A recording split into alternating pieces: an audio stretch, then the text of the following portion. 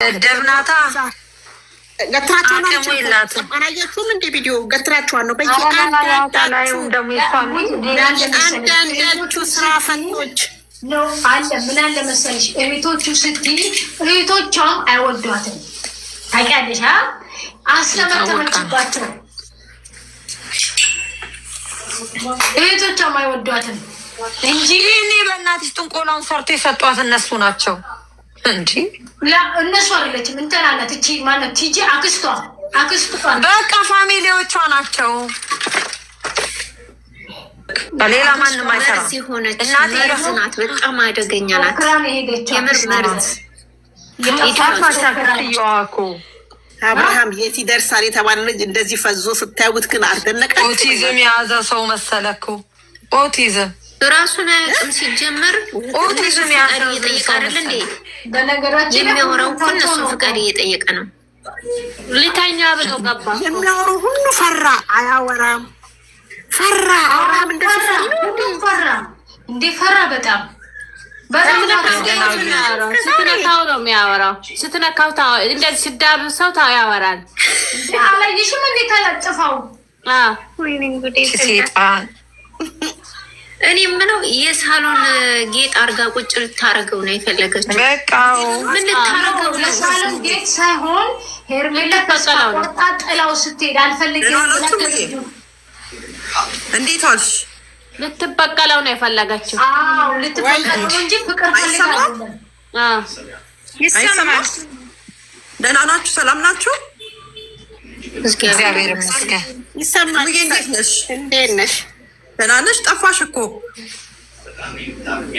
እንዴት ነሽ ማማዬ? ቪዲዮ እየሰራሁ ነው። ዛሬ የሰራሁትን ቪዲዮ እነዚች ነይቲ ጉሯ እነዝምባም ሼር አድርጉልኝ ሁላችሁ። እናደርጋለን። ሼር አድርጉልኝ። ዛሬውን ቪዲዮ በእግዚአብሔር ምን አዲስ ነገር አለ? ምን አዲስ ነገር አለ? ምንም የለም። ምን ሆኖ ነው? ኔትወርክ ብዙ ያገኘችው በቃ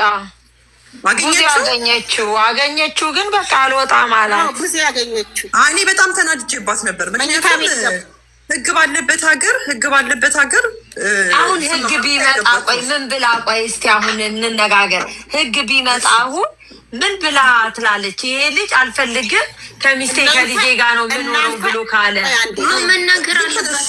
ወንድሜ እንደዚህ መተት አድርጋበታለች። ራሱን አይደለም ብላት ነው። ሁኔታው ራሱ እኮ ያስታውቃል። ምክንያቱም ህግ ባለበት ሀገር እንደዚህ እንትን ማለት አትችልም። እኔ ቡዜ ላይ በጣም የተናደድኩት አሁን በቀደም ለታ ጸጉሯን አሳምራ የእውነት በጣም ነው ድራማ ነው እንዲህ ነው ያልኩት። እኔ ራሴ ተናድጄ እኔ ዛሬ ነው ያመንኩት። እስከ ዛሬ ድራማ መስሎኝ ነበር። ደግሞ የምነግራችሁ ነገር ቢሉ ኤፍሬም የሚፈልጉትን ሰው አሳምነው የማይፈልጉትን ሰው ጠላቶቹ እንደሆኑ ነው የነገሩት። ቤዛ እያጸናችነት ቆይ አንድ ጊዜ ሰላምዬ፣ ቤዛ እያጸናችነት ነው።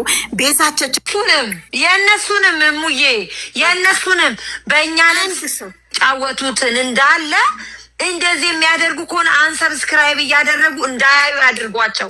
ሁላችሁ ይሄ እየቆራረጡ ሰውን ማስጨነቅ የለባቸው።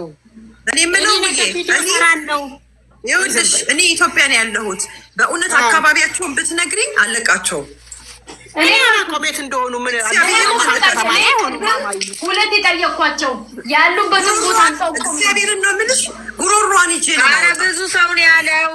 ብዙ ሰው ነበር ያለው። ብዙ ዳናይትም ብላለች።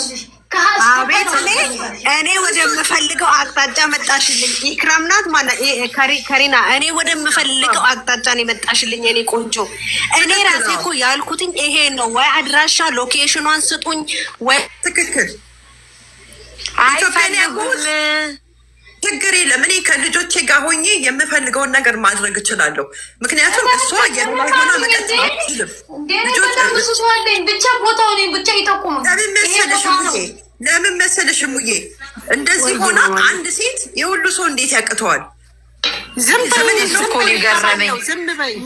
በይ ሩታን ዝም በይ በፈንግ ሬንጅ ነው የሚላጠፋኩ በፈንግ ሬንጅ ነው ቁጭ አድርጌ በፈንግ ይሄ ያይጥ የሚይዘው ላይ ማስተሽ ነው ቁጭ አድርጌ ነው መገርፋት ሩታን እሷን አልፈልግም። እኔ እሷ ምንም አጠቅመኝም። የምፈልገው ግን ኤፍሬም እና በዙሪያው ያሉት በበሉ ባጎረሰ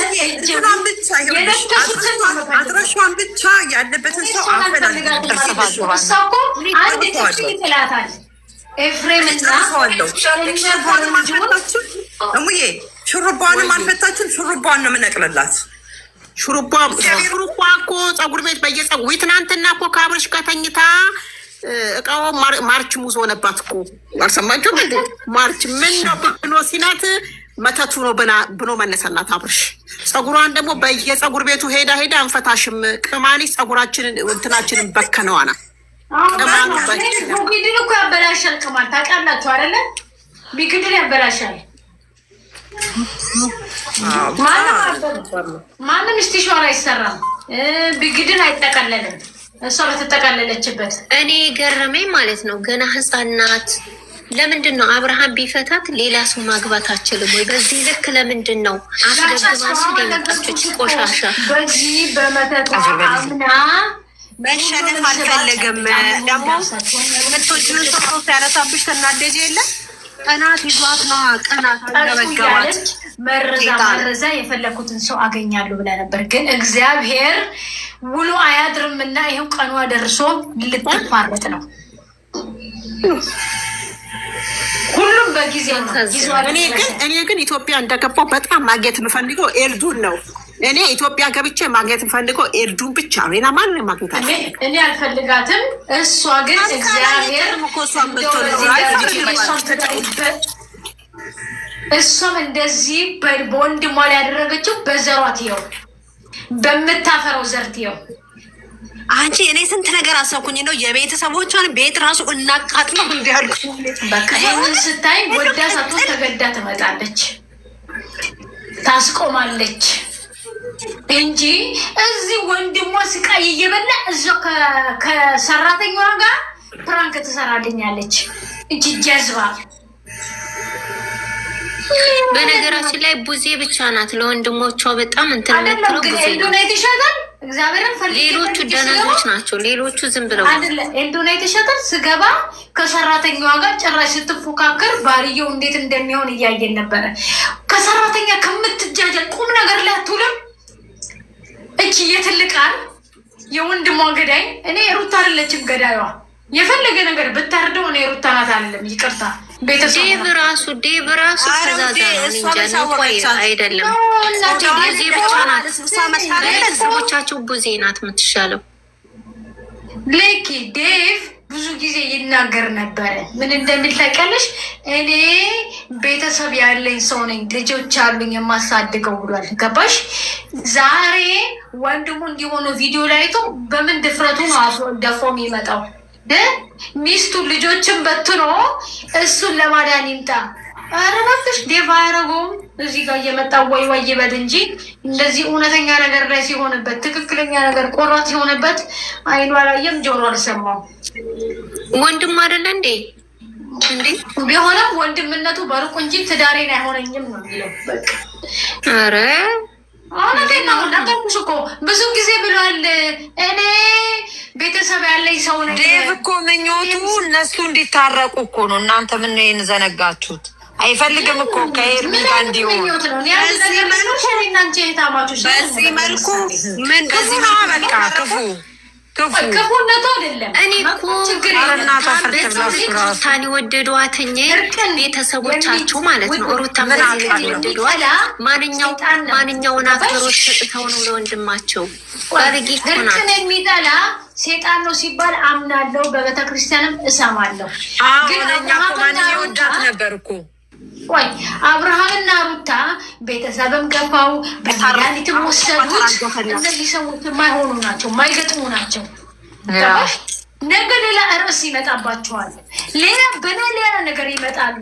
ስለዚህ ሁለቱም ካልተለያዩ ለምን ሁለቱም እንዴት ነው ድስት ያለ ግጣሙ ስትከልኙ ውበት አይኖረውም። እንደዛ ነው ሆነ። እውነቴን ነው የምልሽ። ለጊዜው ገጥሞ ቢታይሽም ግን ውበቱ የእሱ አይደለም። እነዚህ ሁለቱ ሰዎች ያልገጠሙ ናቸው በጭራሽ።